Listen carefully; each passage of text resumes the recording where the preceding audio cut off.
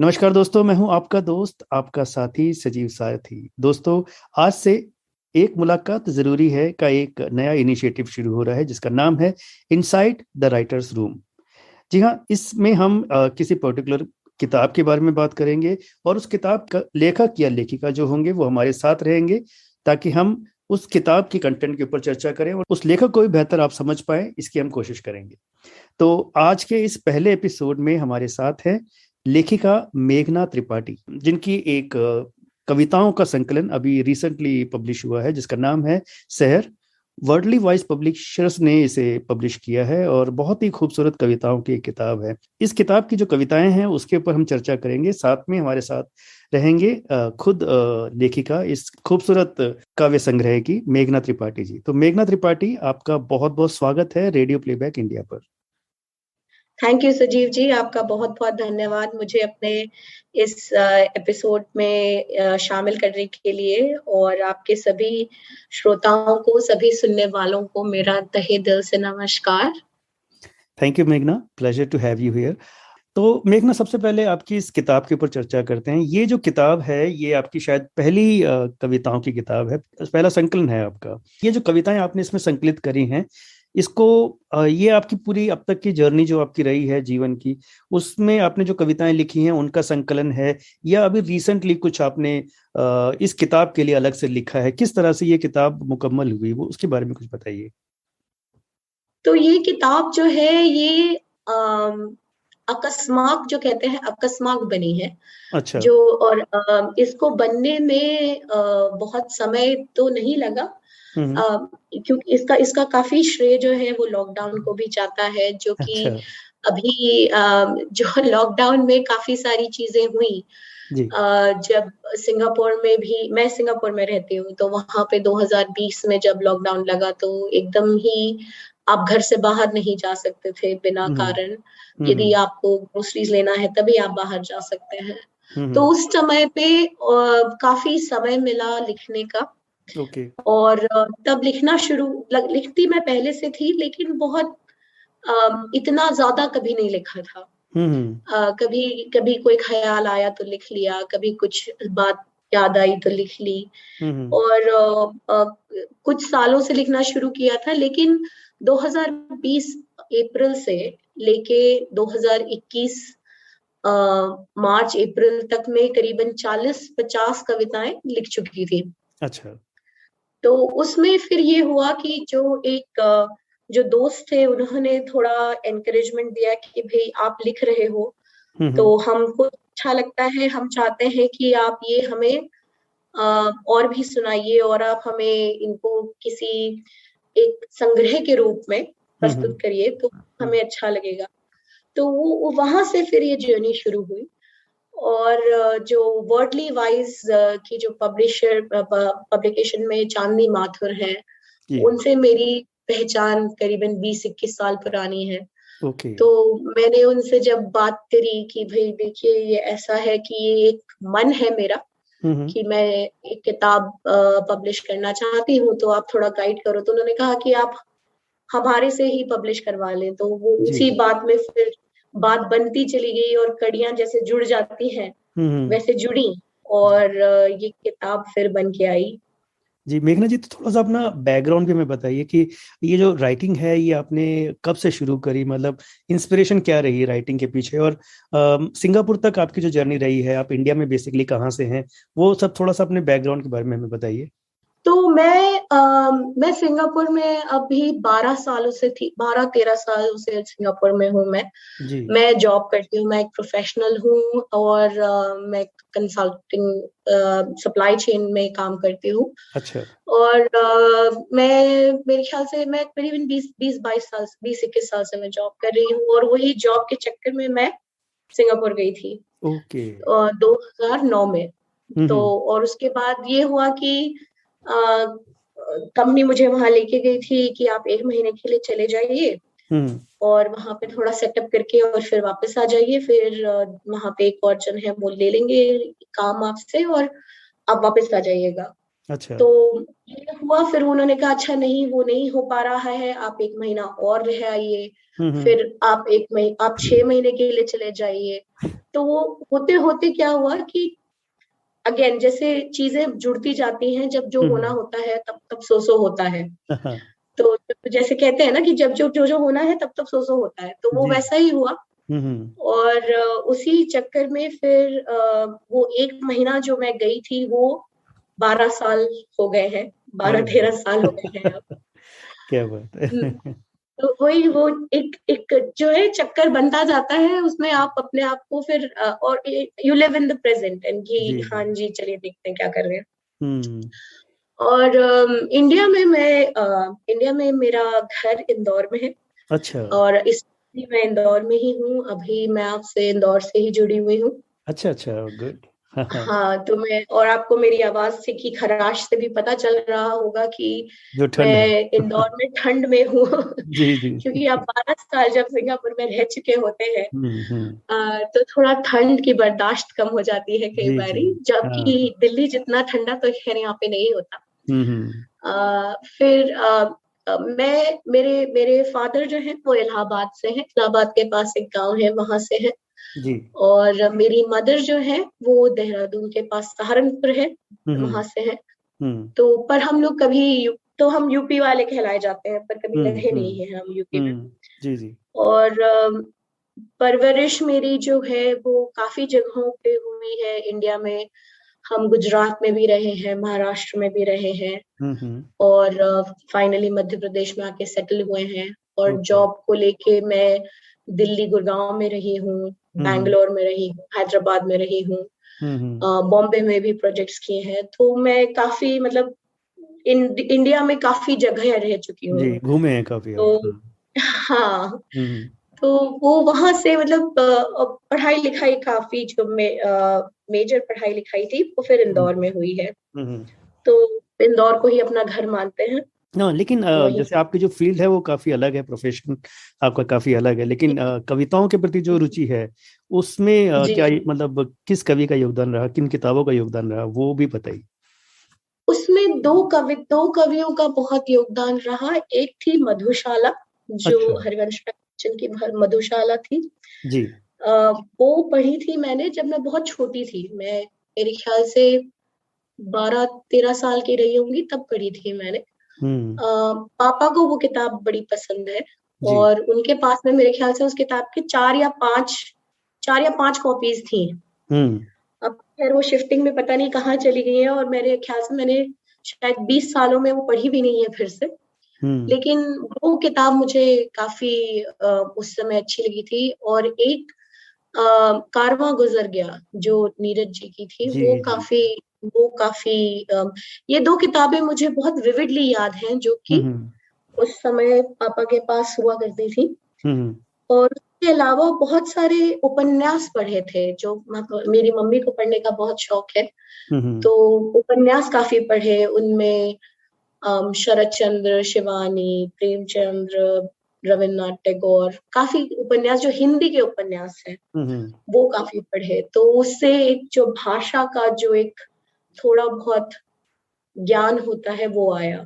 अच्छा। तो एक जो हिंदुस्तानी भाषा का ज्ञान होता है, क्योंकि मैं खालिस उर्दू भी नहीं बोल पाती हूँ, मेरी उर्दू इतनी अच्छी नहीं है। हम्म। तो मैं ये नहीं कहूंगी कि मैं शायरी लिखती हूँ, क्योंकि उसके लिए आपके पास में उर्दू पे पकड़ होनी चाहिए, आपको समझ होनी चाहिए, जी। काफिये की समझ होनी चाहिए, और गजलें कैसी लिखी जाती हैं वो सब अभी मैं अभी मैंने जानना शुरू किया है हम्म। थोड़ा। तो वो मेरे ख्याल से वहां से जो पढ़ते पढ़ते ना, बचपन से जो पढ़ा हम्म। उसको लेके फिर वो एक मोल्ड बन जाता है कि आप जी कैसे लिखते हैं। जी। तो मैंने कहीं आपके इस किताब में पढ़ा, आपने लिखा कि आपकी जो कविताएं हैं वो कभी कई बार किसी फिल्म को देखने के बाद जन्म लेती है, कई बार किसी पोर्ट्रेट को देख के आप इंस्पायर होती है, या फिर कुछ शब्द जो हैं वो जी कई जी। बार आपको प्रेरित कर जाते हैं। तो जी ऐसी जो आपकी एक पहली कविता है, जैसे एक जिसका नाम है शहर है, जिसके जो टाइटल जी पोएम कह सकते हैं, हर अंधेरे का फैसला शहर करती है और हर रास्ते पे कोई मंजिल मिलती है, आज मेरी जी। अधूरी ही सही, रोज किसी की कहानी तो कामिल होती है। बहुत ही खूबसूरत शब्द हैं। और ये कविता मैं जानना चाहूंगा विशेष रूप से कि ये कहाँ से इंस्पायर हुई है? तो इसकी भी एक बड़ी अच्छी कहानी है। हम्म। शिशिर शर्मा जो है वो एक एक्टर है, जी जी। काफी काफी प्रोमिनेंट एक्टर है। हम्म। और उनसे मेरी मुलाकात एक ऑनलाइन प्लेटफॉर्म पे हुई, जब लॉकडाउन के दौरान ही एक हम्म। ऑनलाइन प्लेटफॉर्म शुरू हुआ था जिसको कहते हैं समारोह। ओके। वो हर शनिवार को दोपहर में इंडिया टाइम पे, और शिशिर सर जो है वो उसके ऑर्गेनाइजर थे, मेन संचालक, मेन हाँ। जो थे। उन्होंने हम्म। उन्होंने और एक रेनिता कपूर है, वो भी एक्ट्रेस है। अच्छा। उन्होंने दोनों ने शुरू किया था हम्म। और उससे हम जुड़े थे। ओके। तो वहां से शिशिर सर से पहचान हुई। तो हम्म। वो कहीं टर्की में शूट कर रहे थे और उन्होंने एक फोटोग्राफ डाली थी अपने ओके। फेसबुक पे। हम्म। तो वो एक टनल है, और टनल में पहले तो जैसे आप देखते हैं कि टनल में जब आप जाते हैं तो हम्म। अंधेरा ही अंधेरा होता है, और यस यस। अगली तरफ जब थोड़ी बहुत हल्की रोशनी की किरण दिखनी शुरू होती है, हम्म। तब आपको थोड़ा सा उम्मीद जागती है जी। कि हाँ भाई, दूसरी तरफ भी देयर इज लाइट। हम्म। और ये कविता और ये फोटोग्राफ जब उन्होंने डाली थी, तो मेरे ख्याल से पैंडेमिक काफी बुरा टाइम था, इंडिया में बहुत ज्यादा इश्यूज हो रहे थे। हम्म। और वो देखते ही, ये मिडिल ऑफ द नाइट, एकदम आधी रात को ये फोटोग्राफ हम्म। देखी थी, और मेरे ख्याल से 5 या 10 मिनट में उस समय पे ये कविता बनी थी अरे वाह, कि क्या हर बात। अंधेरे का फैसला हम्म। सहर करती है और हर रास्ते पे कोई मंजिल मिलती है, हम्म। आज मेरी अधूरी ही सही, रोज किसी की तो कहानी कामिल होती है। वाह। तो ये वहां से निकला था कि भाई, there is light at the end of the tunnel, hmm. कि थोड़ा सा लोगों में विश्वास जागे। जी। और इसी का जो नेक्स्ट पैरा लिखा था कि कैसे बुझ जाऊं मैं तेज झोंकों से, तूफानों से आगे ही तो रोशनी मिलती है, वाह। जो डूब चुका वो कल था, हम्म। सुबह अपनी बाहें फिर फैलाती है, वाह। हर अंधेरे का फैसला सहर बहुत। करती है। हम्म। और इसका जो नेक्स्ट वाला है वो भी मैं पढ़ना चाहूंगी श्योर। कि मिटा दो मेरी हस्ती तुम चाहे, ये राख ही मेरी मशाल बन जाती है, क्या बात। फिर जी जाऊंगा मैं अपनी जानिब, मेरे हाथों में मेरी किस्मत बसती है, वाह। हर अंधेरे का फैसला सहर करती है। वाह, बहुत ही खूबसूरत है कि हर अंधेरे का फैसला सहर करती है। मतलब एक एक वो जो आपने वाकई आपने जो पोर्ट्रेट बताया कि एक टनल है, और वाकई उसी तरह से एक दौर गुजरा है अभी जो पेंडेमिक का, जी और वहां से भी जी इंसान आज बाहर निकला है और फिर से जी रहा है, फिर से स्ट्रगल कर रहा है। तो ये कविता जी उसी जो इंसान की जो स्ट्रगल होती है, इंसान की जो लड़ने की ताकत होती है, उसको दिखाता है। तो बहुत ही सुंदर शब्द आपने मेघना जी इसने इस्तेमाल किया। मैं आपकी कविताओं से जब गुजर रहा था तो मुझे शुक्रिया। बहुत ही नेचुरल चीजें आप इस्तेमाल करती हैं, लाइक जैसे बूंदें, जैसे पत्तियां, जैसे मतलब जी तो एक कुदरत भी आपकी कविताओं का एक अहम हिस्सा सा लगता है मुझे। तो बहुत नेचुरली आप, तो मुझे लगता है कि चीजों को लेती हैं अपने अपने शब्दों में। हाँ हाँ, ऐसा बहुत है, क्योंकि कई बार ऐसा होता है कि जब आप किसी चीज को ऑब्जर्व कर रहे हैं, देख रहे हैं, हम्म। तो जो दिल में ख्याल आता है हम्म। वही जो है वो मेरे लिए कागज पे निकल आता है। जी जी। तो वो तो मेटाफोरिकली अब कागज पे निकल आता है, बाकी तो सब लैपटॉप और फोन में ही जाता है। लेकिन वो जो है, वो ख्याल जो है वही जो है वो बन जाते हैं। जैसे कि एक अ, चांद का थीम था हमारा समारोह में, तो मैं सोच हम्म। रही थी कि कुछ लिखा जाए, थीम पे लिखा जाए कुछ। ओके। और उस समय मैं शायद साइकिलिंग के लिए बाहर निकली हुई थी, हम्म। और फुल मून था उस दिन, पूर्णमासी की रात थी। हम्म। और वापसी में वो चांद दिखा, चांद के साथ चांदनी दिखी, हम्म। और कविता बनी कि कल चांद बादलों से छुप के झांक रहा था, हम्म। आज भी अंधेरे की चादर ओढ़ के आया है। अरे वाह, क्या बात। जाने क्यों इतना शर्माता है, हम्म। मैंने तो सिर्फ तुम्हारा हाल पूछा है। वाह, क्या बात है, बहुत खूबसूरत। तो ये वहां से बनता चला गया और फिर ये पूरी कविता वहां से बन गई। बहुत सुंदर, बहुत सुंदर। एक आपकी कविता मुझे जो बहुत खास तौर पे पसंद आई, कभी जो घर आओगे। तो जी। ये मेरी बहुत फेवरेट कविता हो गई है। अगर ये भी थोड़ा सा सुनाए हमारे श्रोताओं के लिए। बिल्कुल बिल्कुल, ये तो कविता जो है ये शायद मेरे दोस्तों में भी सबको बहुत ज्यादा पसंद है। जी जी। आ, और ये कविता भी जो है वो पैंडेमिक के टाइम पे ही लिखी गई है। हाँ, वो तो कि आपने जैसे कभी बताया जो, कि वो जो पीरियड था उसमें आप बहुत प्रोडक्टिव रहे हैं, जी क्रिएटिव। अरे बहुत ज्यादा प्रोडक्टिव थी मैं। कि कि कभी जो घर आओगे तो मिलवाऊंगी, हम्म दरों दरवाजों से वाकिफ करवाऊंगी, हम्म। किसी धूल की जिल्द चढ़ी किताब में कुछ सूखे हुए फूल मिले शायद, वाह कहीं कोने में लैंप शेड से ढका एक पुराना ठहाका भी है शायद। वाह, क्या बात है, ये बहुत ही खूबसूरत लाइन है। किसी कहीं कोने के लैंपशेड से ढका एक पुराना सा ठहाका भी है शायद। वाह, बहुत सुंदर। क्योंकि पहले तो ये होता था ना कि भाई लोग घर में बैठे हैं, बातचीत हो रही है, हाँ ठहाके लग रहे हैं, हाँ। महफिल जमी है, हम्म। गाने हो रहे हैं। तो जी। अभी वो वही कहीं लैंप शेड में ढका हुआ एक पुराना हम्म ठहाका भी है शायद। हम्म कभी जो घर आओगे तो मिलवाऊंगी, हम्म। किताबों कोनों की कहानियां सुनाऊंगी, बहुत सुंदर, बहुत सुंदर। शायद पलंग के नीचे दुबका एक मासूम सा ख्वाब छिपा होगा, वाह वाह, बहुत खूबसूरत है। और मेज की दराजों में पुरानी रसीदें हैं बहुत सुंदर। कि शायद उन जगहों फिर जाना होगा। Very beautiful. पुरानी रसीदें। कभी घर आओगे तो मिलवाऊंगी, अपने सपनों की दुनिया घुमाऊंगी। बहुत सुंदर। मेघना जी, ये भी मैंने एक फील आपकी कविताओं में देखा है कि एक ना पुरानी यादें और पुराना जो एक रहन सहन था हमारे सोसाइटी का, ये भी आपकी कविताओं में बहुत बार झलका है। तो एक थोड़ा मेलंकलिक हो जाता है। जी जी जी, नहीं मेलंकलिक नहीं, एक नॉस्टैल्जिक है ये, बल्कि ये ऐसा कह सकते हैं कि मुझे लगता है कि शायद आप सिंगापुर में हैं, लेकिन कहीं ना कहीं जो इंडिया का एक एक जो रहन सहन आपने देखा है, जो बचपन में आपने जिया है ना, तो वो कहीं ना कहीं हाँ आपके जी। आपकी कविताओं में सबकॉन्शियसली आता है।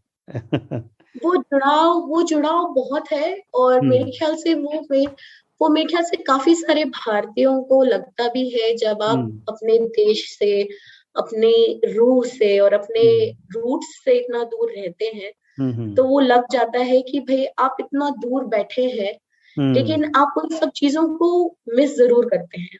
हम्म और सिंगापुर ऐसी जगह है जहाँ पे आपको सब कुछ मिल जाता है, और इसी के वहां पे आपको कुछ ढूंढना नहीं पड़ता। वहां पे भारतीय इतने हैं कि आपको हर तरह की चीजें मिल जाएंगी। और हम्म। क्वालिटी भी कई बार ऐसा होता है कि जो प्रीमियम क्वालिटी वाली चीजें हैं वो भी मिल जाती हैं वहां पे। जी जी। लेकिन जो आपको वो एक जो चीज होती है, अपनी मिट्टी की जो खुशबू होती है, हम्म। वो शायद कहीं नहीं मिल पाती। हाँ, वो तो दुनिया के किसी कोने में नहीं मिलेगी, जो जो हाँ हिंदुस्तान की महक है वो शायद नहीं मिलेगी। जी जी जी। और इसी हाँ इसी के ऊपर इसी इसी यू नो थोड़ा इसी के ऊपर मैंने दो कविताएं भी लिखी थी। एक थी विदेश, हाँ, वो मैंने जो पढ़ी मैंने है जी। काफी पहले लिखी थी। हम्म। और एक मैंने लिखी थी जो 15 अगस्त के लिए लिखी थी मैंने, जो अच्छा। कि इंडिपेंडेंस डे के लिए लिखी थी। कि हम्म उस टाइम पे कि कल रात की बारिश में हम्म मोहल्ले की सड़क पे पानी भर गया, हम्म। लेकिन मोहल्ले कहाँ है अब। हाँ। चलिए कॉलोनी की सड़क पे पानी भर गया। हम्म नहरों में कभी कश्तियां चलाया करते थे, हम्म अब उन्हीं लहरों से जूझ रहे हैं। हम्म। पेड़ों पे पंछियों को सुन के खिल जाया करते थे, हम्म। अब उन्हीं आवाजों को ढूंढ रहे हैं। क्या बात है। बिल्कुल, वो जो मिसिंग है, वो जो चीज हम जो बदल गई है दुनिया हाँ आज, वो हाँ इन पंक्तियों में बहुत खूबसूरती से दिखाया है। जी। और फिर इसका वो फाइनली होता है कि मेरा देश बदल गया है, डालियां वही हैं, पंछी नहीं है, नहरें वही हैं, कश्तियां नहीं है। गुड।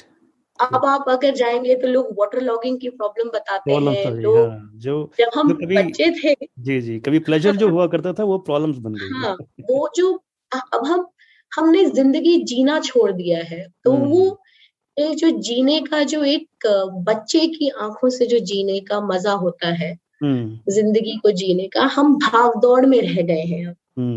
हम अब क्या है, अब हम हर समय किसी चीज के लिए भागते रहते हैं, तो वही रह गए हैं। तो उसी को लेके एक और लिखा था कि रोज एक सपना देखता हूँ, रोज नया बहाना बना लेता हूँ, सपना ही तो है, भूल जाना चाहता हूँ, सुबह होते ही ख्वाहिशें भूल जाता हूँ, आम में डूब के रह जाता हूँ, दिल ही तो है, समझा लेना चाहता हूँ। तो ये आई थिंक मेरे ख्याल से वो शायद आपको दिख रहा होगा कि हम लोग इतने ज्यादा भागदौड़ में लगे हुए हैं अब, बिल्कुल, कि आप जो जिन चीजों को एंजॉय करते थे, जो चीजें आपको खुशी देती थी, आप उनको अब नहीं ध्यान देते। हम मटेरियलिस्टिक हो चुके हैं। जी जी, हमें हमें खरीदारी में, हमें कपड़ों में और जूतों में और घड़ियों में, उसमें खुशी 2 पल की मिलती है, लेकिन जो एक्चुअली हमारे आसपास में खुशी होती है, हम उसको नहीं देखते हैं। उसको नहीं देख तो रहे। मेरे ख्याल कुदरत का जो एक योगदान है वो वहां से भी आता है कि हम आसपास में चीजों को देख के जो खुश हो जाते हैं, जैसे बच्चे खुश होते हैं चीजों को देख के, वैसा मेघना, वैसा अब नहीं है। नहीं है, राइट। मेघना जी, एक एक और आपकी कविता जो है मुझे जो बहुत पसंद आई, वो अपने माँ के ऊपर लिखी है शायद, सुनहरी धूप जी जिसका टाइटल है। जी जी जी। हाँ, वो भी बहुत ही खूबसूरत है, थोड़ा सा वो भी सुनाइए प्लीज। जी, सुनहरी धूप सी तेरी हंसी, हम्म और कोहरे वाली वो गली। हम्म तो ये जो मैंने लिखी थी कविता, ये मैंने शायद किसी के लिए लिखी थी। माँ के ऊपर मैंने 2-3 कविताएं लिखी हैं उसमें, और ये एक और किसी ने मुझसे रिक्वेस्ट करी थी कि आप हमारे लिए कुछ लिख दीजिए, हमारी अच्छा माँ अच्छा, के लिए। तो मैं ओके ओके, उसमें लिखी गई थी कि हाँ, सुनहरी धूप सी तेरी हंसी, हम्म और कोहरे वाली वो गली, हम्म धुंधलके में उठती सर्द हवा, हम्म और तेरे आंचल की गर्मी, हाँ, भागा फिरूं मैं हर जगह, हम्म और स्वेटर पहनाने की जिद तेरी, बहुत खूबसूरत। साल बदले मौसम नए, तेरे नाम से सजी यादें मेरी, हम्म हवाओं पे उड़कर मैं चला, तू अब भी ताके राह मेरी, हाँ हाँ, आंखों में सपना लिए घूम आया, कोहरे वाली गली और आंचल की गर्मी। हम्म तो ये जब ये कविताएं जो है, जो आपने अभी जैसे माँ के बारे में लिखा, तो ये सब चीजें कभी आपने माँ को सुनाई है, या कैसे, मतलब जो घर वाले हैं, जो बहुत क्लोज फ्रेंड्स हैं आपके, उनके रिएक्शंस जी, कैसे रहते हैं जब आप ये कविताएं पढ़ती हैं उनके सामने? तो तो जो क्लोज फ्रेंड्स हैं उन्हें तो बड़ी अच्छी लगती हैं। और हम्म जैसे मैंने कहा कि मेरा परिवार, मेरी माँ जो है वो मेरी बहुत सबसे बड़ी क्रिटिक और समीक्षक भी है। अच्छा, तो वो, उनकी हिंदी काफी अच्छी है। हम्म तो जब मैं उन्हें लिख के भेजती हूँ, तो वो हम्म अगर मैं मात्रा यहाँ से वहां कर दूं, तो अच्छा, उनकी नजर पहले उस पे जाती है। गुड तो गुड, उनको मेरी कविताएं अच्छी लगती हैं, पर जैसे वो कहती हैं कि भाई आगे बढ़ो, अच्छा हम्म लिख रहे हो। हम्म और उनका वो ये भी रहता है कि आप अपना प्रोनाउंसिएशन अपना ठीक रखें, हम्म आप जो लिख रहे हैं उसमें ग्रामर ठीक रखें, आप भाषा का जो आप प्रयोग कर रहे हैं, हम्म वर्ड्स का जो प्रयोग कर रहे हैं, तो वो मेरी जो है एक काफी वो मेरा वो मेरी क्रिटिक है। वो हाँ, अच्छे, वो सब देख के समीक्षा करके मुझे बताते हैं कि भाई ये ठीक है, ये ठीक नहीं है। हम्म जी। तो एक कविता में आपकी और भी देख रहा था, जो कान्हा के ऊपर है, तो कृष्ण जी के प्रति आपका एक लगाव मुझे लगता है कि शायद है, आपके इष्ट देव हैं शायद वो। तो कहीं ना कहीं जो आने वाले समय में आप लिखेंगे तो उसमें वो भक्ति भाव भी शायद हमें देखने को मिले। तो ये जो कनेक्शन है, एक स्पिरिचुअल कनेक्शन है, इसके बारे में भी कुछ जी, बताइए। तो स्पिरिचुअल कनेक्शन ऐसा कभी रहा नहीं कृष्ण जी से, लेकिन जो एक कृष्ण और राधा का जो एक मैं थोड़ा रियलिस्टिक किस्म की भी थोड़ी सी बन जाती हूँ कभी कभी, जी जी। हम्म। कि जैसे कि तेरी धुन में बावरी फिरूं, हम्म। ऐसी तो मैं मीरा नहीं, हाँ। पर थोड़ी दीवानी कहलाऊं, इतनी जोगन बन गई। हम्म। तो वो बहुत मैं हर हर हर धर्म को मानती हूँ, तो हर हर स्पिरिचुअलिटी में हर तरह को मानती हूँ, और मेरा काफी रूमी की तरफ रुझान थोड़ा ज्यादा है। अच्छा तो अच्छा। जैसा तो रूमी का जो हम्म।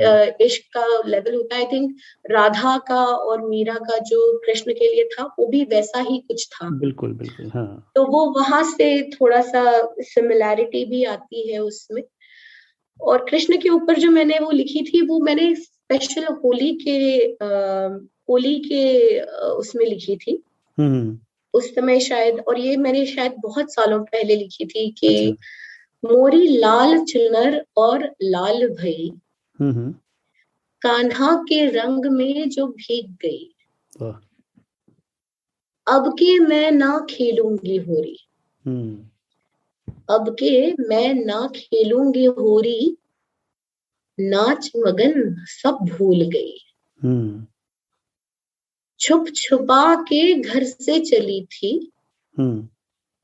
छुप छुपा के घर से चली थी, बांसुरी की तान सुन निहाल हुई, हम्म। मनमोहन के रंग चुरंगी में अपनी छवि ही भूल गई, क्या बात है। जी जी, मोरी यहाँ पे। लाल नर और लाल भई। जी जी, वही एक सूफियाना अंदाज आपका यहाँ पे बिल्कुल नजर आता है। हाँ। बिल्कुल। वो सूफियाना थोड़ा सा एक टच मेरे ख्याल से बहुत ही लाइक माई 0.1% शायद अगर आ जाए तो मैं अपने आप को बहुत लकी समझूंगी कि वो जी जी। थोड़ा सा नजर आए। जी जी। तो हम ये भी जानते हैं कि मेघना जी, आप गिटार भी बजाती हैं और आप गाने भी गाती हैं, तो जी। ये तो गुजारिश रहेगी कुछ आप सुनाएं, या तो कोई अपनी कविताएं सुनाएं या कोई गीत जो आपको पसंदीदा हो वो आप। तो ये कविताएं लिखने का जो एक सिलसिला ये भी था कि काफी सारी कविताओं में जी। अ, थोड़ा सा म्यूजिक भी आया था। हाँ, तो प्लीज कुछ आप और तरन्नुम में सुनाइए। एक, हाँ जी, तो एक तरन्नुम में मैं आपको सुनाती हूँ। तो हम्म। जो कविताओं का जो आप मेरी किताब देखेंगे उसमें सेक्शंस बने हैं, तो हम्म। जो सुर वाला सेक्शन है उसमें जितनी भी कविताएं हैं अच्छा। उनको कोई ना कोई म्यूजिक दिया गया है, और वो सुर में भी बांधी गई है। ओह वाह। हम्म। तो मैं उन्हीं में से आपको एक सुनाती जरूर जरूर। हूँ। मेरी आवाज में बहुत खराश है, मैं अभी थोड़ा सा आप उसके हाँ। लिए माफी चाहूंगी जी आपके जी सारे सुनने वालों से। जी। जाग के काटी रैन ये जल जल, तेरे नैनों ने तोड़ा वादा जो कल, हम्म। जाग के काटी रैन ये जल जल, मुंह से बोले थे आएंगे सपनों में, मुंह से बोले थे आएंगे सपनों में, राहता की थी मैंने तो पल पल, वाह वाह। तेरे नैनों ने तोड़ा वादा जो कल, जाग के काटी रैन ये जल जल। बहुत बढ़िया। अभी मेरे पास गिटार तो है नहीं, यहाँ पे इंदौर में गिटार नहीं है, हाँ। लेकिन जब अगली बार आपसे कभी बात होगी तो जरूर सुनाऊंगी मैं। और मैं थोड़ा बहुत बहुत ही एमेच्योर लेवल पे बजाती हूँ अच्छा। कि थोड़ा सा स्ट्रम हो जाए हाँ कविता के साथ। जी जी।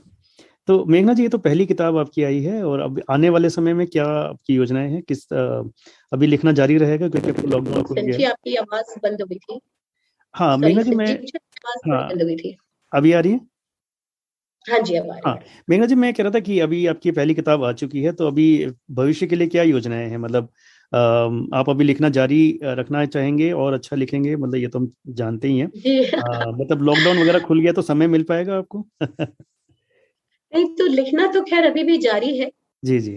और लिखना अभी भी काफी उस लेवल पे शायद नहीं हो रहा जैसा कि 2020 में या 2021 के शुरू में हो रहा था, हम्म। लेकिन लिखना अभी भी जारी है, क्योंकि लिख लेते हैं यूं ही के सांस चले। तो क्या बात। उसी में लिखना तो जरूरी बन गया है, अब एक वो हिस्सा बन गया है जिंदगी का। बिल्कुल। और अभी भी जैसे वो ख्याल आ जाते हैं तो वो कहीं नोट डाउन हो जाते हैं। हाँ और मैं कोशिश कर रही हूँ कि 2-3 और आइडियाज हैं अगली किताबों के, तो वो हाँ उन किताबों के लिए भी अभी थोड़ा काम जारी है। जी बस ये है कि कितनी जल्दी आएंगी वो थोड़ा सा देखना पड़ेगा, जी जी। तो इंतजार कि तो, काम के साथ साथ। जी जी इंतजार रहेगा हम सबको। और मैं अपने सभी श्रोताओं को जरूर बताऊंगा कि ये किताब जो है वर्ल्डली वाइड पब्लिकेशन ने पब्लिश करी है, और इसका नाम है सहर। मेघना त्रिपाठी जी की ये पहली किताब है, और बहुत सुंदर कविताएं ये लिखती हैं। बहुत ही प्यारे ख्याल हैं, मतलब बहुत आपको एकदम मतलब आपके दिल को छू जाएंगे। इतने प्यारे शब्द ये इस्तेमाल करते हैं ना, जैसे कोहरा हो गया, पत्तियां, फूल, बूंदे, मतलब आपको पूरा प्रकृति आपको आप महसूस करेंगे, और बहुत सुंदर ख्यालात हैं। मतलब आप फील करेंगे उन सब चीजों को जो इन्होंने लिखे हैं, उन सब चीजों को बहुत गहराई से महसूस कर पाएंगे। तो इतनी सुंदर किताब है, आप इसको जरूर पढ़ें। और मेरी तो रिक्वेस्ट सबसे रहेगी। और डेफिनेटली मेघना जी को सुनने के बाद मुझे लगता है कि आप सबका मन किया होगा कि इन किताबों को पढ़, और इस किताब को और जरूर आप पढ़ें। तो हम इनको खूब शुभकामनाएं देते हैं रेडियो प्लेबैक इंडिया के पूरे परिवार की तरफ से। मेघना जी, आपको बहुत सारी शुभकामनाएं। आप और किताबें लिखें थैंक यू और अच्छा संजीव जी। लिखें, और आते रहिए हमारे प्रोग्राम में भी, और हमें बताते जी रहिए इन बिल्कुल क्रिएटिव प्रोसेस जो आपका रहेगा, तो वो भी हमें हमारे साथ डिस्कस कीजिएगा। तो थैंक यू बिल्कुल for, Sanjeev ji, thank you so much. आपका बहुत बहुत धन्यवाद मुझे ये अपॉर्चुनिटी देने के लिए, एंड आपने मुझसे जो बातचीत करी उसके लिए बहुत बहुत शुक्रिया आपका। मेघना, जाते जाते हमारे रेडियो प्लेबैक इंडिया के श्रोताओं के लिए अगर आप कुछ कहना चाहें अपनी तरफ से तो प्लीज। तो बस ये है कि ये किताब मैंने बहुत ही सिंपल भाषा में लिखी है, जो और मैं मुझे ये लगता है कि मुझे पहले ये लगता था कि जैसे मैं सोचती हूँ और वही ख्याल सबको आते हैं, तो उन्हीं को मैंने थोड़ा आम लोगों तक पहुंचाने के लिए, मैं बहुत ज्यादा खालिस उर्दू नहीं लिखती, मैं बहुत ज्यादा प्रगाढ़ पंडित नहीं हूँ हिंदी में। मेरे नाम पे मत जाइएगा, लेकिन ना ही मैं हिंदी पे मेरी पकड़ इतनी भी नहीं है कि मैं एकदम शुद्ध हिंदी में भी लिखूं। तो आप पढ़िए मेरी किताब, ये अमेज़न पे भी अवेलेबल है, किंडल पे अवेलेबल है, और फिजिकल कॉपीज भी हैं। आप जरूर पढ़िएगा, आपको कैसी लगी मुझे बताइएगा। और मेरा एक यूट्यूब चैनल है, इंक ऑफ माई हार्ट, जिसपे मैं अपने गाने भी पोस्ट करती रहती हूँ। आप उस पे मुझे फॉलो कर सकते हैं, और उस पे और गाने भी सुन सकते हैं जो कि आगे बनेंगे, और या जो अब तक बन चुके हैं। और सिंपल मुझे मैं यही उम्मीद करूंगी कि लोगों को पसंद आए किताब। जी जी जी। तो दोस्तों, आपने सुना मेघना जी की जो यूट्यूब चैनल है, आप उसको भी सब्सक्राइब कीजिए, सुनिए, उनमें इनके गाने हैं, और इस किताब को आप जरूर चेकआउट कीजिएगा। तो थैंक यू वंस अगेन मेघना ji, thank you so much. Thank you Sajeev ji. नमस्कार, यह रेडियो प्लेबैक इंडिया। गीत, कविता, कहानी या किस्सा, हर जज्बा इंडिया के दिल का। Radio playback India, radio playback India, radio playback India. सुनते रहिए दोस्तों, रेडियो प्लेबैक इंडिया।